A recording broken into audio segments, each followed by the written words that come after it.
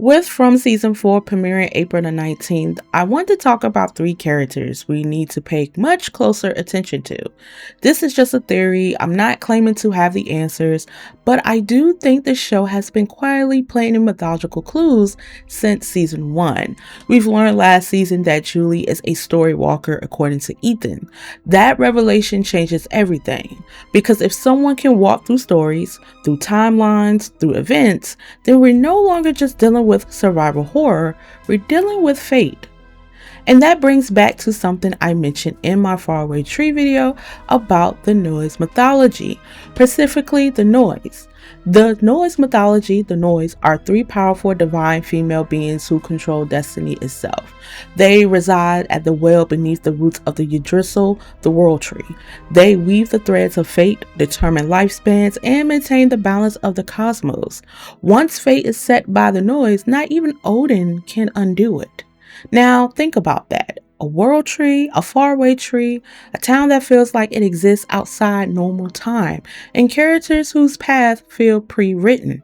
What if the show isn't just about monsters, but about destiny? And what if three women in this town represent the modern version of the Norse? The Norse are traditional name, which is the past, present, and future. Now let's break this down character by character. Starting with Julie, being revealed as a story walker is the biggest clue. A story walker doesn't just observe, she navigates chapters, she sees how events connected. She may not be able to rewrite fate entirely, but she can move within it.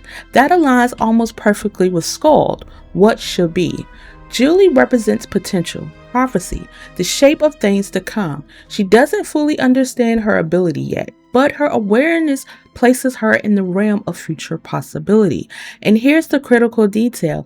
If the Norse wave fate, they don't necessarily change it, then sure it unfolds. Julie may not be alternating destiny, she may be assuring it happens exactly as it must. Now, I know last season during episode 10, Julie kind of fucked up by changing the story. Now, that's just a theory that I have, because she made that mistake that I believe when she was looking for her father Jim and got her dad killed. Now, let's talk about Marielle. She was one of the coma victims. She was the only one who saw Smiley return, even if it appeared as a dream. But what if that wasn't just a hallucination? What if it was a symbolic foreshadowing? From an audience perspective, that scene functioned as a clue. Smiley being reborn mirrors Vendela, what is currently becoming. Marielle's character arc is deeply rooted in the present moment. Her struggles with addiction, withdrawal, and recovery are about instability and transformation. She exists in a constant state of becoming, not fixed in the past, not aware of the future. She is reactive, raw, emotionally grounded in now, and that aligns with Verdell, the present. Unlike Julie, who navigates possibility, and unlike Sara, who feels bound to inability, Marielle's struggle is about survival in real time. Sara might be the most controversial choice here, but hear me out, okay? And like I said, this is a theory, and I may not have all the answers.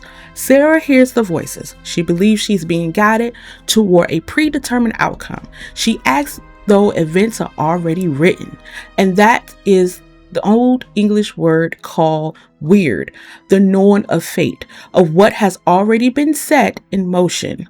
Sara carries the weight of past actions, her attempt to harm Ethan, her harming Elgin, her obedience to voices that claim to know what must happen.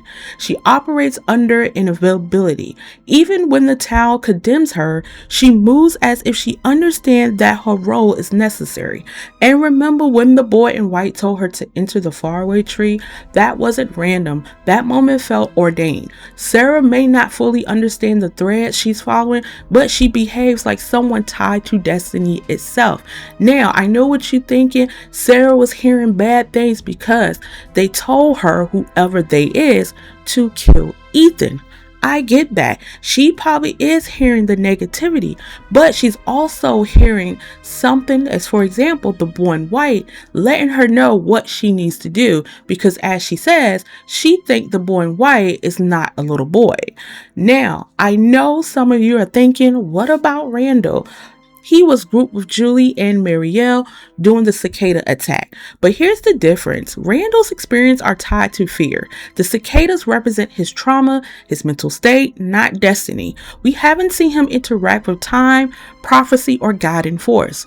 Right now, Randall feels symbolic, not mythological. The Norse are Pacific, and the evidence aligns strongest with Julie, Marielle, and Sara. In Norse mythology, even Odin cannot undo the Norse decision. If this show is leaning into the mythological structure, then the town's authority figure would mirror Odin, someone who believes they understand the system but ultimately cannot control it. That's why I've theorized before that Martin may represent Odin.